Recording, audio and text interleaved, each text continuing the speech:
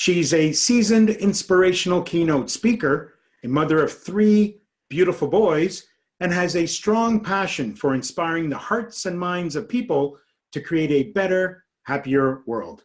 I'm delighted to welcome and have a conversation with Jacqueline Way on Small Talk. I'm your host, Javed Khan.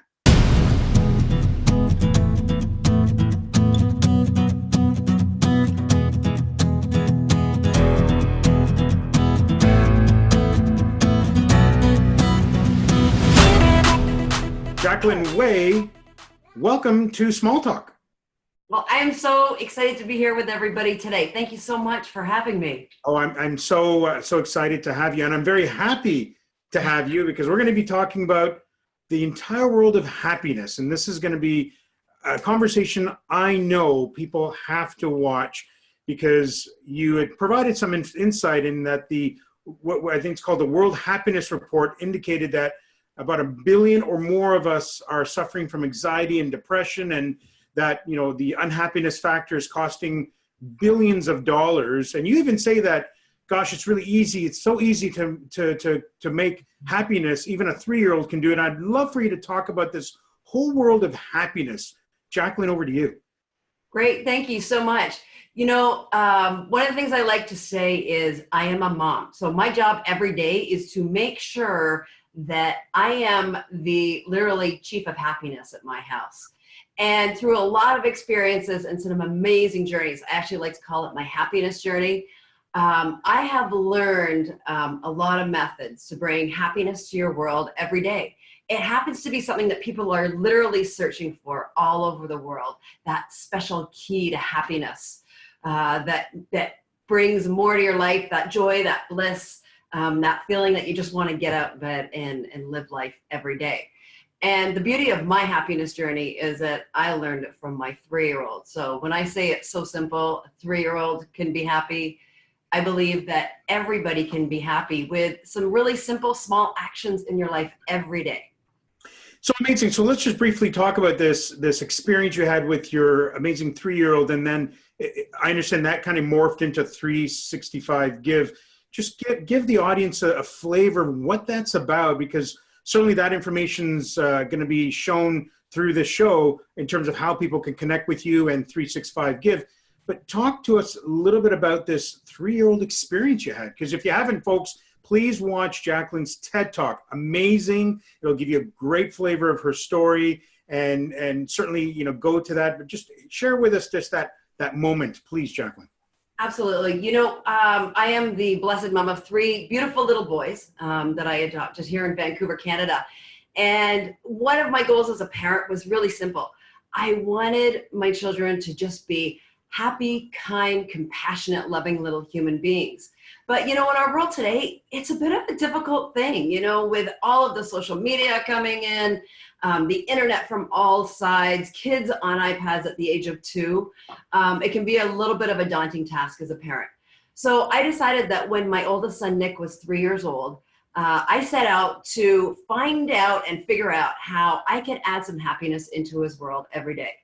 And just from a journey that I took with my father when I was very young, I used to do a lot of volunteer work for him and with him as he was a doctor. And so I decided what better way to inject a little happiness into my world and my son's world was than to give back to the world every day. So when he was 3, literally on his 3rd birthday, I started this super fun family project. And we decided we were going to do one thing to give back to the world every day. And I had to make it really simple, literally so simple a 3-year-old could do it. So we broke it up. You know, it was, how could we give back to animals? How could we give back to the environment? How could we give back to people, as simple as our neighbors or other people in our community? And so we went to work, and every day for 365 days, my son and I did one thing to give. And they were really simple. It was doing cleanups down at the beach, recycling, making cookies for our neighbors, going down to our local animal rescue shelter, donating blankets, volunteering our time for the cats. So it wasn't that it cost us money or we donated a lot of our money, but we kept it really simple. And throughout this journey, we realized that giving not only made the people that we touch, which is obvious, making them happy, making them feel like someone cares about them in their world, but what we really discovered was giving was literally happiness in action for us. And it took us on this road to happiness that I am so excited to talk to people about, because what I came to realize is that giving actually changes our bodies. It changes our brains and our bodies, and we're actually hardwired for giving. Researchers from all over the world have literally studied the science of giving, and they've come up with a term for it, and they call it the helper's high. You get this endorphin rush. It's kind of like if you're a runner or if you do recreational drugs. It's that same type of high feeling that you get, and it's that feeling of energized, I can do anything. And then everything else starts to kick in. Your dopamine kicks in, your cortisol kicks in, your stress levels reduce, your serotonin, which is your love hormone, it all kicks in all at once. And automatically, the happiness level in your body begins to rise. And so this, I love that statement there. Giving is happiness in action. Literally. Giving is happiness in action, folks. Now, having said that about action, Jacqueline, please share with us, what are some of the actionable things someone can do right away after watching this segment of Small Talk? Well, you know what? Some of the other things that go along with what we call giving, some people kind of call it kindness, but the reason we call it giving versus kindness is because it embraces so many different things.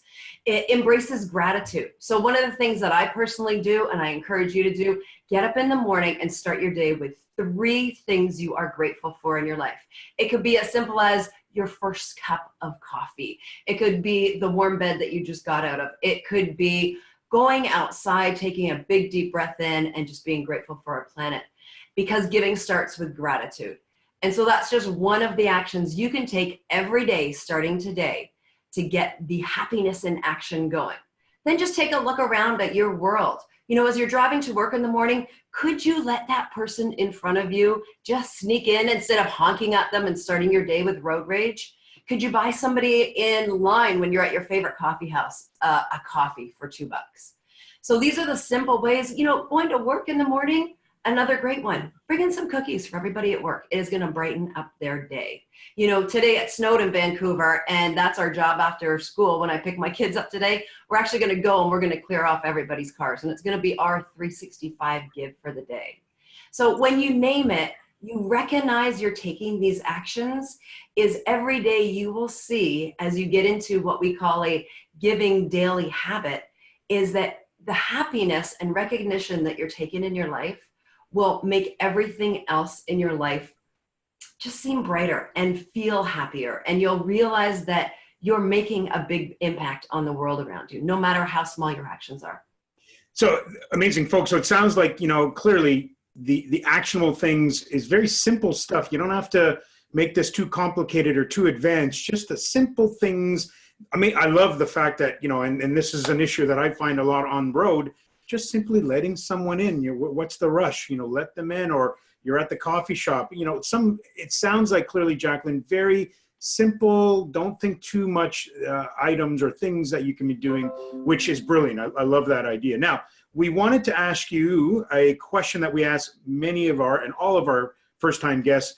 Jacqueline, if you had an opportunity to have a small talk conversation with anyone, living or past, who would it be? You know, I have a number of those. I think that one of the people I would love to sit down with is actually the Dalai Lama. And the reason is because whenever I've seen him speak, first of all, he laughs out loud all of the time, which I absolutely love. And to be able to gain that wisdom, the clarity, you know, there's nobody that is of more service to the world than that man. And to be able to sit down and fully understand compassion from such a peaceful place, the calmness that he has, I just want that to rub all over me. And understand that even if you just touch one person in the world with compassion and with gratitude and that sense of laughter, I want to learn that from him even more, because I want to practice that every day.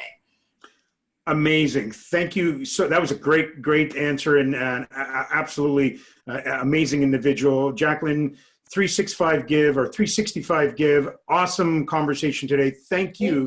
Thank you for having me. Great to be here. So much for being on Small Talk. Yes. Thank you.